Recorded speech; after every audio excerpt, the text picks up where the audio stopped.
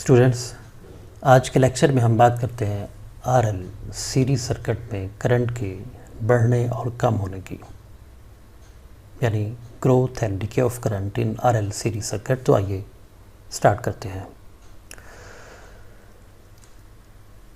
हमारे पास ये एक इंडक्टर है एल। इस इंडक्टर को सर्किट में हम क्यों इस्तेमाल करते हैं? हम ये चाहते हैं कि सर्किट के अंदर जिस वक्त बैटरी कनेक्ट की जाए और स्विच को क्लोज़ किया जाए तो करंट फौरी तौर पर ना तो बढ़े, और जिस वक्त करंट स्विच को ऑफ़ किया जाए तो करंट फौरी तौर पर न कम हो। हम करंट को इंस्टेंटेनियसली बढ़ने से और कम होने से रोकने के लिए इंडक्टर को इस्तेमाल करते हैं। इसका एक इंडक्टिव बिहेवियर है जिसकी बुनियाद पर ये ऐसा करता है। लेकिन इससे पहले देखिए, हमारे पास ये सर्किट है। इस सर्किट के कंपोनेंट कौन कौन से हैं? बैटरी है जो पावर सप्लाई करेगी, ये हमारे पास स्विच है, स्विच को हम क्लोज़ कर सकते हैं, सर्किट ऑन हो जाएगा। स्विच को ऑफ़ करेंगे या ओपन करेंगे तो हमारा सर्किट ऑफ हो जाएगा। रजिस्टर आर है, इंडक्टर एल है। हमारे पास आर और एल ये इन सीरीज़ हैं। कैसे इन सीरीज़ हैं? अगर बैटरी के स्विच को जब क्लोज़ करते हैं, बैटरी के पॉजिटिव से नेगेटिव तक जाने का हमारे पास एक ही रास्ता है, तो हम कहते हैं कि आर और एल इन सीरीज़ है। या हम बैटरी के पॉजिटिव से नेगेटिव तक जाते हैं और हमें तमाम सर्किट कंपोनेंट के अंदर से गुजरना पड़ता है, स्विच से भी, आर से भी, एल से भी, तो हम कहेंगे ये आर और एल ये इन सीरीज़ है। और इस वक्त स्विच इस पोजीशन में है कि हम कहते हैं कि ये ओपन है और टाइम t लेस देन 0 है।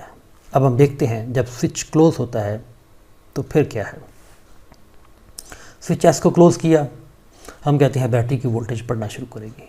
बैटरी की वोल्टेज बढ़ेगी तो I बढ़ेगा, I बढ़ेगा तो मैग्नेटिक फील्ड बढ़ेगा, मैग्नेटिक फील्ड बढ़ेगा, I चेंज होगा, मैग्नेटिक फील्ड चेंज होगा, मैग्नेटिक फ्लक्स चेंज होगा, और Faraday law of electromagnetic induction के तहत यहाँ पे एक EMF इंड्यूस होना शुरू हो जाएगी।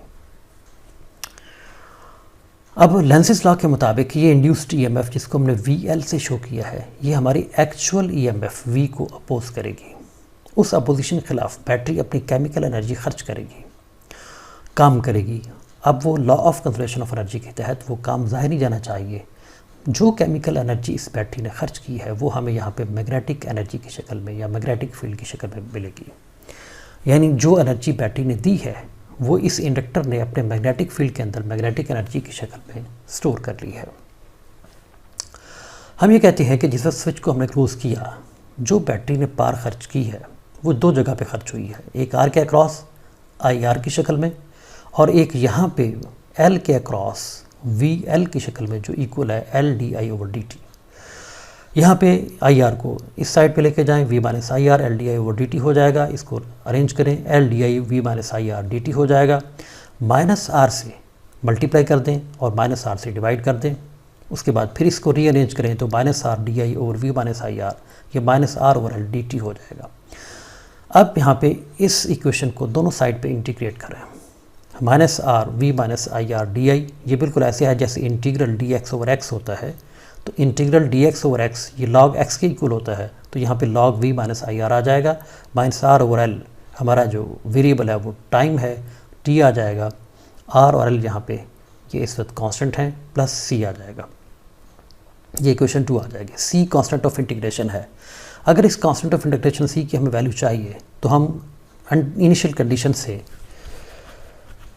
c की वैल्यू निकाल सकते हैं, और वो इनिशियल कंडीशन हमारी ये थी कि जब टाइम t 0 था, डेफिनेटली उस वक्त कोई करंट नहीं था, I 0 था।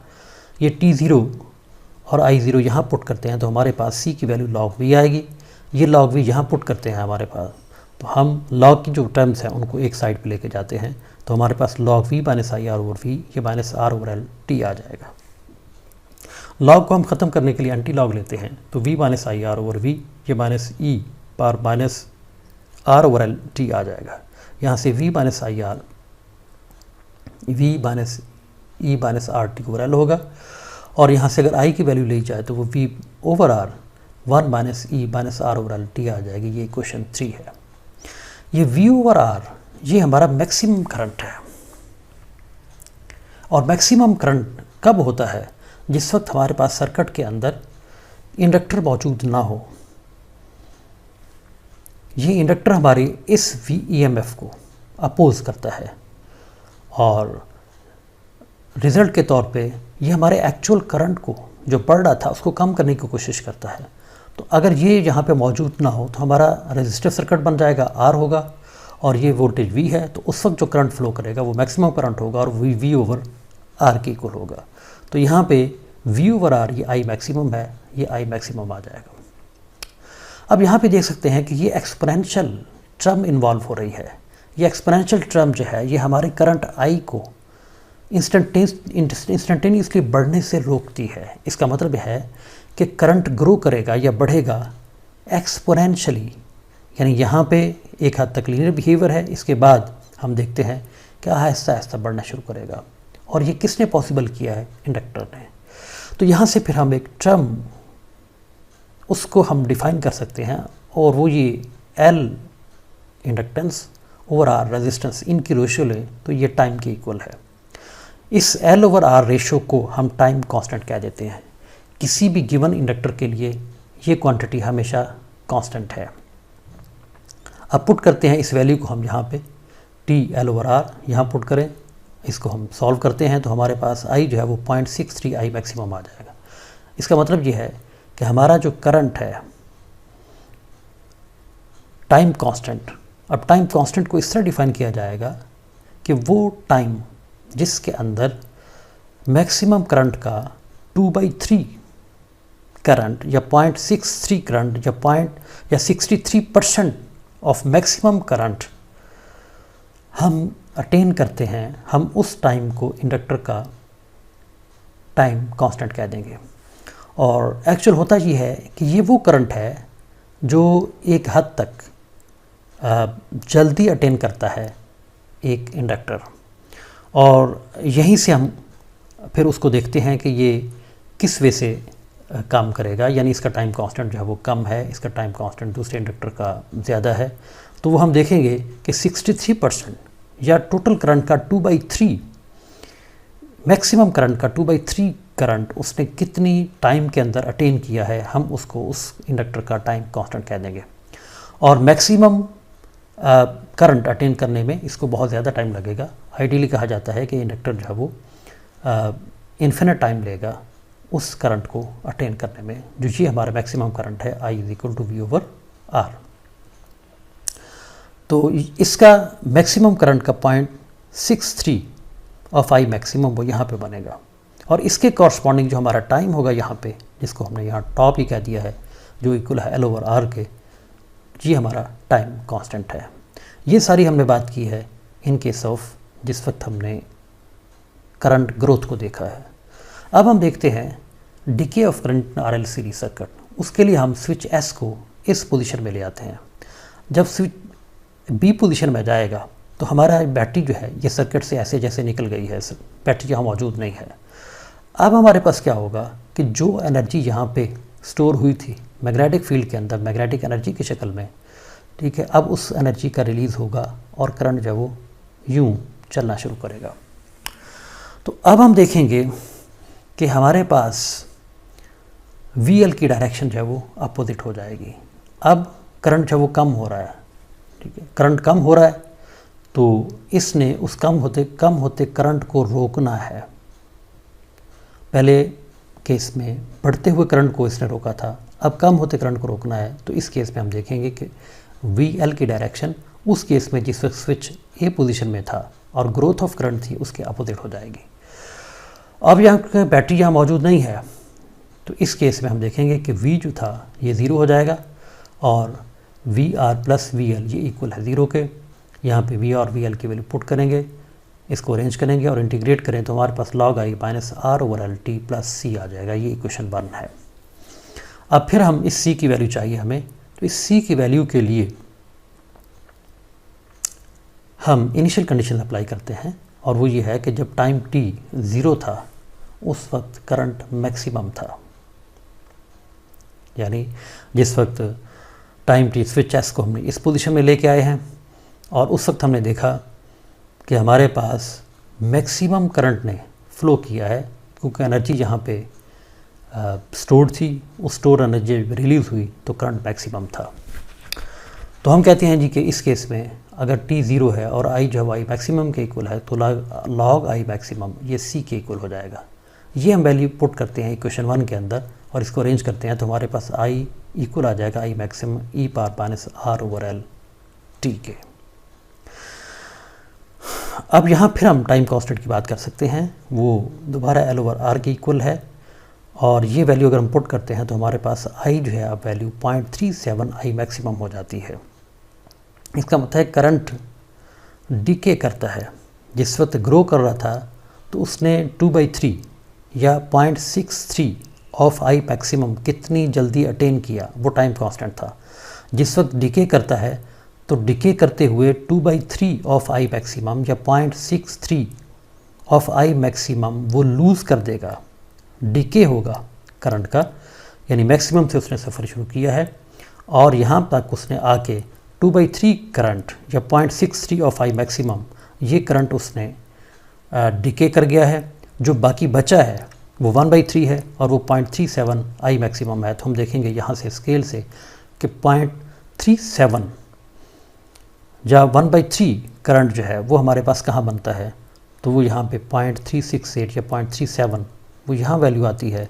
इसके कॉरस्पॉन्डिंग जो हमारे पास टाइम की वैल्यू होगी हम उसको टाइम कांस्टेंट कह देंगे। तो ये था डिके की बात करते हैं तो डिके भी एक्सपोनेंशियली हुआ है।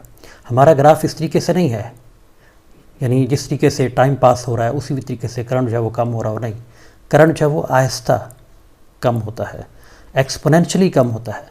और करंट जो है वो हमने ग्रोथ के केस में देखा था कि एक्सपोनेंशियली ही बढ़ता है। अब ज़रा हम देखते हैं कि हमारे पास यहाँ पे बैटरी हमने ये कनेक्ट कर दी साथ और स्विच ऐसे इस पोजीशन में है। हम आर के अक्रॉस एक ऑसिलोस्कोप लगा देते हैं और यहाँ पे फिर ऑसिलोस्कोप को हम एल के अक्रॉस ले आते हैं और स्विच को हम क्लोज़ करते हैं, फिर ओपन करते हैं, फिर क्लोज़ करते हैं, फिर ओपन करते हैं। तो इससे बचने के लिए हम उसका अल्टरनेट ये कर लेते हैं, हम यहाँ पे एक एसी सोर्स लगा देते हैं जो इस तरह की वेव फॉर्म हमें प्रोवाइड करता है। वैसे हमारा जो एक आइडियल एसी सोर्स है वो हमें साइन वेव प्रोवाइड करता है जिसमें करंट 0 होता है, मैक्सिमम फिर 0, फिर अपोजिट डायरेक्शन में मैक्सिमम फिर 0। तो वो यही काम करेगा बिल्कुल ऐसे जैसे हम स्विच को एक दफ़ा क्लोज़ कर रहे हैं, फिर ओपन कर रहे हैं, फिर क्लोज़ कर रहे हैं, फिर ओपन कर रहे हैं। लेकिन हमने यहाँ पे जो सोर्स लगाया है वो हमें जो वोल्टेज प्रोवाइड कर रहा है वो स्केयर वेव है, इस तरह की वेव है। और जिस वक्त हम ऑसिलोस्कोप सर्किट के अंदर जो कुछ हो रहा है उसको हम देखना चाहते हैं तो उसके लिए हम ऑसिलोस्कोप को इस्तेमाल करते हैं। ऑसिलोस्कोप को जिस वक्त हम कनेक्ट करते हैं अक्रॉस रजिस्टर आर, यानी इन दो टर्मिनल्स के दरमियान, यहाँ और यहाँ पे आर के अक्रॉस, तो हम देखते हैं कि हमें जो वेव फॉर्म मिलती है वो इस तरह की वेव फॉर्म है। और जिस वक्त उसी ऑसिलोस्कोप को हम कनेक्ट करते हैं अक्रॉस इंडक्टर इन दो पॉइंट्स के दरमियान, तो हमें जो वेव फॉर्म मिलती है वो इस तरह की है। क्यों? हमें V is equal to I R का पता है। यहाँ पे ये R के अक्रॉस V और I हमेशा इन फेज़ चलते हैं। जिस तरीके से वोल्टेज बढ़ती है बिल्कुल उसी तरीके से करंट भी बढ़ता है। तो हमारा ये ग्राफ टाइम t और VR के दरमियान है या टाइम t और I के दरमियान है, और I जो है वो इस तरीके से बढ़ रहा है जैसे V बढ़ रहा है, इस वजह से। लेकिन जिस वक्त हम वो वोल्टेज जो इंडक्टर के अक्रॉस थी वो I का नाम नहीं है, वो di ओवर dt का नाम है। इसका मतलब यह है कि I और t का जो रजिस्टर का ग्राफ था उस ग्राफ की अगर स्लोप मालूम करें तो हमें वोल्टेज मिलेगी उस वोल्टेज की वेव फॉर्म जो हमारी इंडक्टर के अक्रॉस है। अच्छा, इसका मतलब है कि I और t में जो ग्राफ मिला है इस ग्राफ के हम स्लोप मालूम करते हैं। अब स्लोप देख लीजिए कि हॉरिजॉन्टल लाइन की स्लोप जो है वो 0 होती है और इस तरीके से अगर लाइन है हमारे पास इसकी स्लोप पॉजिटिव होती है, और इस तरीके से जो ग्राफ हो इसकी स्लोप नेगेटिव होती है। और जितनी ये पॉजिटिव है उतनी ही ये नेगेटिव है। अगर हम कहते हैं कि ये पॉजिटिव मैक्सिमम है तो ये नेगेटिव मैक्सिमम है। लेकिन हॉरिजॉन्टल लाइन की स्लोप जो है वो 0 है और एग्जैक्टली वर्टिकल लाइन की स्लोप इन्फिनिटी होती है। अब इस पॉइंट पे देखें, हमारे जो पॉइंट्स हैं पॉइंट ऑफ इंटरेस्ट ए है, बी है और सी है। ए पॉइंट को देखो, हमारा जो करंट है वो यूँ बढ़ रहा है, एक्सपोनेंशियली बढ़ रहा है, और इसको हम यहाँ पे देखते हैं एक्सपोनेंशियली जिस वक्त बढ़ेगा, तो इस पॉइंट पे अगर हम मालूम करना चाहते हैं स्लोप, तो वहाँ पे हम टेंजेंट ड्रा करेंगे। इस टेंजेंट की हम स्लोप, टेंजेंट लाइन की स्लोप मालूम करेंगे, तो हमें पता है कि यहाँ पे ये स्लोप ये मैक्सिमम है। फिर हम जिस वक्त करंट ग्रो करना शुरू करेगा, हम इस पॉइंट की बात करेंगे, स्लोप कम होगी और कम होगी और कम होगी, और यहाँ जाके हॉरिजॉन्टल लाइन, इस पॉइंट पे हम लाइन ड्रा करेंगे, हॉरिजॉन्टल लाइन ये बनेगी, स्लोप 0 हो जाएगी। इसका मतलब है कि इस पॉइंट पे स्लोप मैक्सिमम है। इसका मतलब है कि VL वैल्यू मैक्सिमम होगी। जिस वक्त करंट आई इसने ग्रो करना शुरू किया है, उस वक्त VL जो है वो मैक्सिमम है। और जिस वक्त हम कहते हैं कि करंट अब इस पोजीशन में पहुंचेगा, इस पोजीशन में, तो उस वक्त VL, चूँकि इसकी स्लोप 0 है, तो हम कहते हैं VL जो वो 0 हो जाएगा। फिर यहाँ पे देखें, इसी पॉइंट, जस्ट इसी पॉइंट पे हम ये पॉइंट देख लें, यहाँ पे हम देखना चाहते हैं, तो यहाँ पे हम I और T इसका स्लोप की बात करना चाहते हैं, तो यहाँ टेंजेंट ड्रा करेंगे। अब आपकी जिस तरीके से ये लाइन थी, बिल्कुल उसी तरीके से ये लाइन है, लेकिन इस वजह से कि इसकी स्लोप अगर पॉजिटिव थी तो इसकी स्लोप क्या है, नेगेटिव है, तो हम कहते हैं हमारे पास वो VL वैल्यू मैक्सिमम नेगेटिव हो जाएगी। और इस पॉइंट पे जाके हम फिर देखेंगे कि हमारे पास स्लोप जब 0 हो जाएगी, हम फिर 0 लेवल पे आ जाएंगे। तो हमारे पास इस तरीके से ये हमारे पास ग्रोथ ऑफ करंट है, और ये हमारे पास डिके ऑफ करंट है। Growth and decay of current, इस केस में हम देखें कि हमारा ग्राफ क्या बनेगा जिस वक्त हम इंडक्टर के क्रॉस बात करते हैं, या VL की ग्राफिकल रिप्रेजेंटेशन क्या होगी, तो वो इस वे से होगी। ठीक है, और नेक्स्ट हम चलेंगे तो आगे फिर साइकिल इसी तरह चलते जाएंगे।